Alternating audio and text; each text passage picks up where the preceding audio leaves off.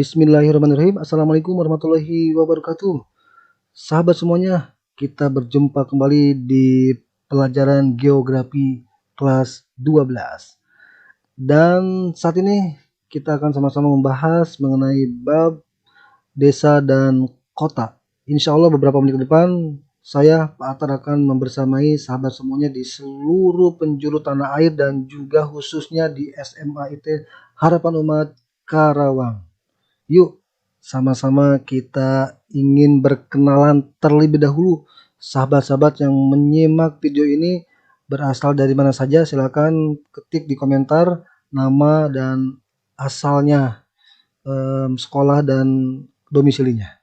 Silakan sahabat-sahabat ditulis di kolom komentar.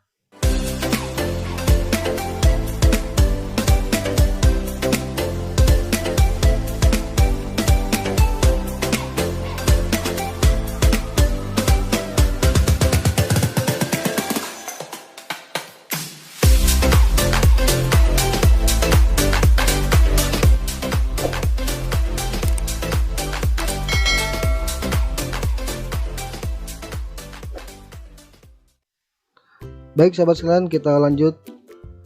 Nah, di pijakan kelas kita kali ini kita akan sama-sama belajar mengenai pengertian tentang desa. Kedua, kita akan sama-sama belajar mengenai unsur-unsur desa. Dan juga kita akan sama-sama belajar tentang ciri-ciri desa. Nah, di video kali ini pijakan kita hanya 3, pengertian, unsur-unsur, dan ciri-ciri desa.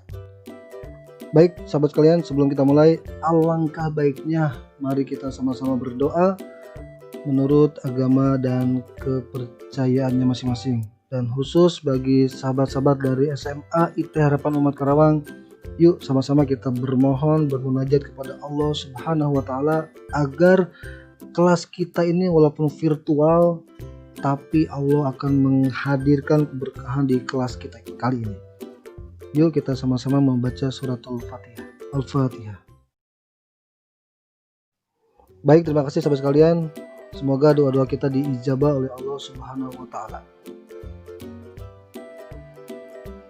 Nah, sahabat sekalian, sebelum kita mulai, yuk mari kita sama-sama membedakan 2 lembaga ini. Ada desa dan kelurahan.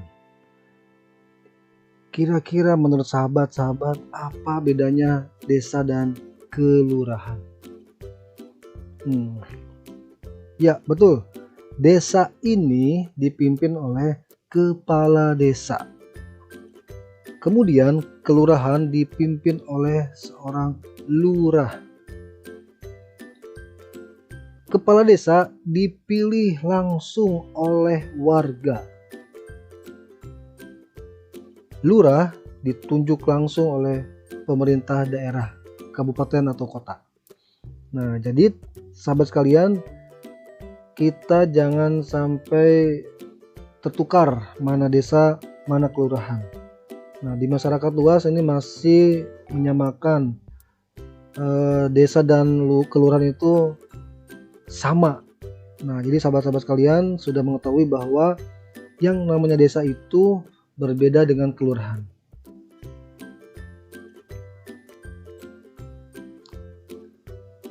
Nah, sahabat, selanjutnya ketika kita mendengar kata desa, apa yang terpikir dalam benak kita?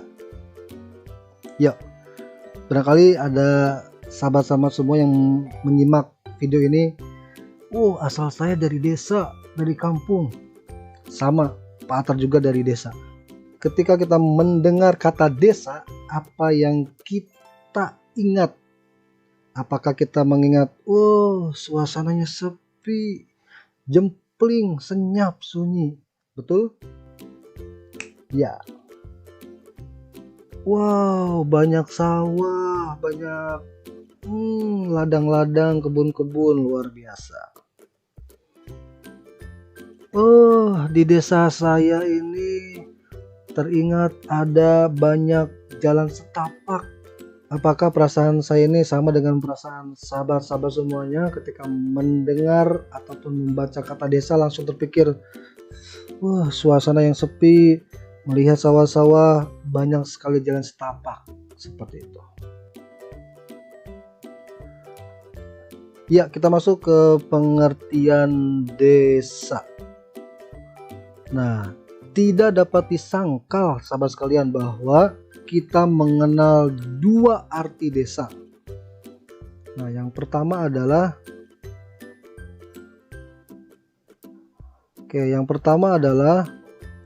desa diartikan sebagai wilayah pemerintahan terkecil yang merupakan bagian dari kecamatan. Sebuah desa dipimpin oleh seorang kepala desa. Ada pula wilayah yang setingkat dengan desa yang disebut dengan kelurahan, dipimpin oleh seorang lurah. Nah, yang kedua adalah desa dapat diartikan sebagai wilayah permukiman yang memiliki batas-batas tertentu terhadap lingkungannya. Nah, jadi ini dua pengertian desa. Bagaimana kata ahli sosiologi? Sahabat, para ahli sosiologi lebih menekankan perhatiannya tentang desa pada masyarakat desa sebagai suatu unit sosial. Unit sosial yang dimaksud ini adalah sekelompok manusia yang hidup bermukim secara menetap dalam wilayah tertentu yang tidak sama dengan wilayah administrasi setempat dan mencakup tanah pertanian yang kadang-kadang juga dikuasai secara bersamaan. Itu menurut ahli sosiologi. Nah, bagaimana kata para ahli yang lainnya? Pertama, menurut William Ogburn pada tahun 1953,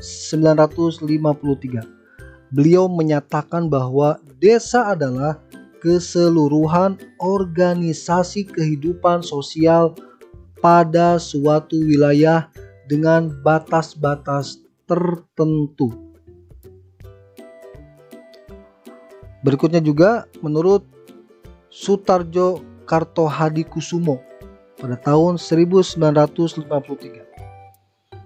Beliau menyatakan bahwa desa adalah suatu kesatuan hukum yang menjadi tempat tinggal masyarakat yang memiliki kekuasaan untuk mengadakan pemerintahan sendiri.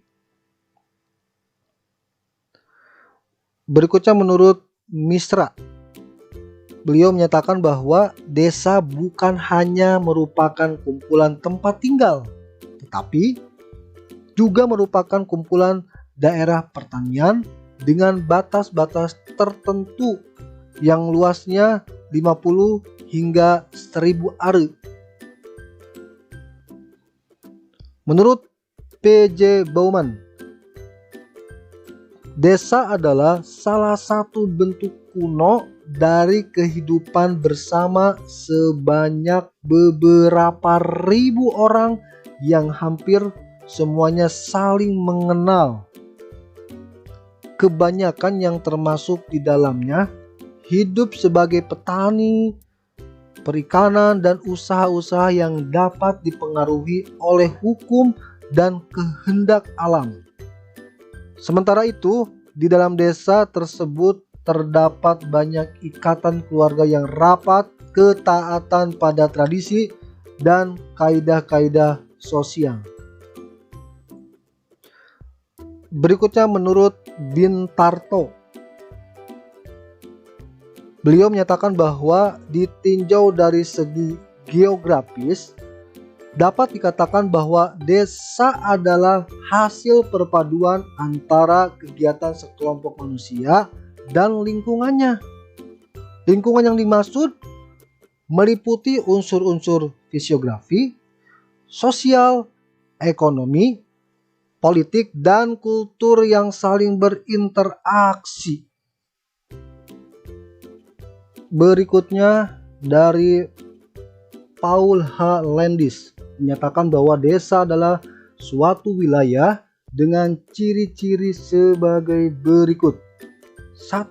Jumlah penduduknya kurang dari 2.500 jiwa.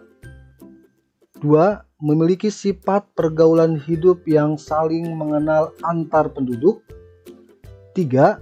Memiliki ikatan perasaan yang sama terhadap kebiasaan. 4. Kegiatan penduduknya bersifat agraris yang sangat dipengaruhi oleh faktor-faktor alam, antara lain faktor iklim, faktor topografi, dan sumber daya alam. Nah, di kita juga sudah ada undang-undangnya yang menjelaskan tentang desa. Undang-Undang Nomor 9 Tahun 2015 tentang pemerintahan daerah menyatakan bahwa desa atau yang disebut dengan nama lain selanjutnya disebut desa adalah kesatuan masyarakat hukum yang memiliki batas-batas wilayah yang berwenang untuk mengatur dan mengurus kepentingan masyarakat setempat. Berdasarkan asal-usul dan adat istiadat setempat yang diakui dan dihormati dalam sistem pemerintahan Negara Kesatuan Republik Indonesia. Nah, nama desa juga sahabat sekalian berbeda-beda loh. Nama desa, nama dusun. Yuk kita simak. Sebuah desa pada umumnya terdiri dari beberapa unit geografis dengan batas-batas tertentu yang disebut dukuh, dusun, atau disebut kampung. Nah, ternyata sahabat, penamaan unit geografis ini nggak sama loh di setiap wilayah. Contoh, di Jawa Barat yang disebut kampung itu sering dinamakan dukuh. Nah, dukuh ini khusus di Jawa Barat, beda dengan Jawa Tengah, Jawa Timur. Istilah dukuh di Jawa Barat, kalau di Jawa Tengah dan Jawa Timur itu dinamakan dusun. Nah, bagaimana dengan nama desa? Desa ini kita sering mendengar di Jawa Barat atau di Pulau Jawa, namun berbeda ketika kita ada di Aceh. Di Aceh, istilah desa itu disebut dengan gampong atau menasah. Huta di Tapanuli, Nagari di Sumatera Barat, Marga atau Mandopo di Sumatera Selatan, Wanua di Minahasa, Gaukang di Makassar, dan Dusun Dati di Maluku. Wow, Masya Allah ya, Indonesia ini banyak sekali istilah-istilah karena berbagai budaya, berbagai macam adat istiadat, bahasa, jadi nama desa juga berbeda-beda. Masya Allah. Mari kita masuk ke unsur-unsur desa. Desa ini terdiri dari 3 unsur. Apa saja? Yang pertama adalah wilayah. Pasti yang namanya desa harus punya wilayah. Aneh kalau misalkan desa nggak punya wilayah. Nah, berikutnya adalah penduduk. Jelas, kalau nggak ada penduduknya bukan desa namanya. Hutan, nggak ada penduduknya. Berikutnya adalah tata kehidupan. Nah, 3 unsur desa ini saling berkaitan. Wilayah, penduduk, dan tata kehidupan. Baik, kita bahas yang pertama, wilayah. Wilayah meliputi tanah-tanah yang produktif dan yang tidak produktif, beserta penggunaannya, termasuk unsur lokasi, luas, dan batas yang merupakan lingkungan geografi setempat. Unsur letak menentukan besar atau kecil tingkat isolasi suatu wilayah dari daerah lainnya. Letak suatu desa pada umumnya selalu jauh dari kota atau dari pusat-pusat keramaian. Desa-desa yang terletak di perbatasan dengan kota memiliki kemungkinan berkembang yang lebih besar dibandingkan dengan desa yang jauh dari kota atau dari pusat-pusat keramaian. Ini tentang wilayah. Berikutnya tentang unsur dari penduduk. Pembahasan penduduk meliputi jumlah, pertambahan, kepadatan, persebaran, dan mata pencaharian penduduk desa setempat itu. Nah, ini menjadi unsur yang sangat penting bagi desa karena menjadi sumber tenaga kerja, terutama dalam bidang pertanian. Namun, kadang-kadang di desa-desa tertentu, kelebihan tenaga dalam bidang pertanian sehingga timbul istilah pengangguran tidak kentara. Jadi saking banyaknya jumlah penduduk, sementara garapan pertaniannya sedikit, maka boleh jadi jumlah pengangguran ini akan semakin bertambah. Oleh karena itu, perlu diperhatikan cara penyaluran tenaga kerjanya secara efektif dan efisien. Sebagai contoh, menciptakan lapangan kerja dengan mendirikan industri kecil di pedesaan. Nah, yang ketiga, tata kehidupan. Apa maksudnya? Dalam hal ini adalah pola tata pergaulan dan ikatan-ikatan pergaulan warga desa. Gotong royong merupakan contoh tata kehidupan sosial di desa sebagai bentuk ikatan kekeluargaan. Pembentukan kehidupan sosial antar masyarakat tersebut terutama disebabkan persamaan nasib dan pengalaman. Oleh karena itu, dapat dikatakan bahwa tata kehidupan menyangkut seluk-beluk kehidupan masyarakat desa. Nah, kita sudah mengetahui pengertian desa, unsur-unsur desa juga sudah kita ketahui. Berikutnya, apa sih ciri-ciri desa? Yuk kita simak. Beberapa ciri desa yang bersifat universal ini dia. Yang pertama, desa pada umumnya terletak di atau sangat dekat dengan pusat wilayah usaha tani. Nah, di sini kita lihat bahwa contohnya dekat dengan persawahan atau mungkin di sini ada perkebunan dan sebagainya. 2. Sesuai dengan wilayahnya, kegiatan ekonomi yang dominan adalah bidang pertanian. Ciri desa berikutnya adalah corak kehidupan masyarakat ditentukan oleh faktor penguasaan tanah. Berikutnya adalah populasi penduduk desa tidak dipengaruhi oleh pendatang, tetapi lebih dipengaruhi oleh sifat keturunan. Ya, dalam satu RT bahkan ada satu buyut, satu keturunan.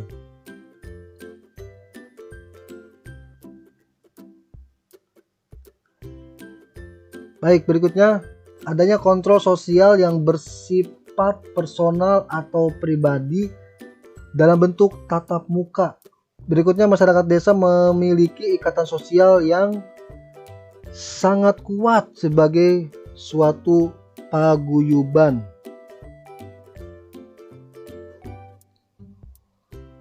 Nah, ini ada seorang tokoh ataupun ahli geografi menjelaskan bahwa menurut Direktur Jenderal Pengembangan Desa yang dikutip oleh Endal Juni, wilayah desa memiliki ciri-ciri sebagai berikut.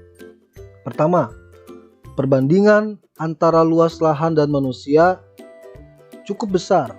Lahan di pedesaan relatif lebih luas daripada jumlah penduduk sehingga tingkat kepadatan penduduk masih rendah. Lapangan kerja yang dominan terjadi adalah agraris. Hubungan antar warga desa sangat sekali akrab. Penduduk masih bersifat tradisional, masih mempertahankan tradisi lama. Nah, ini menurut Rocek dan Warren. Menurut dua tokoh ini, masyarakat desa memiliki ciri-ciri sebagai berikut. 1. Suatu kelompok penduduk yang dibentuk berdasarkan faktor geografis.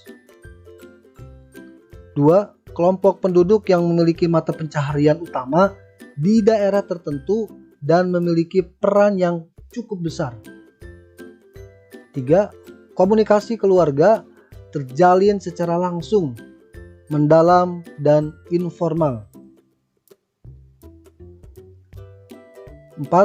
Hubungan antar masyarakat bersifat kekeluargaan. 5. Tingkat mobilitas penduduk rendah, baik mobilitas horizontal, perpindahan tempat, atau mobilitas vertikal, status sosial.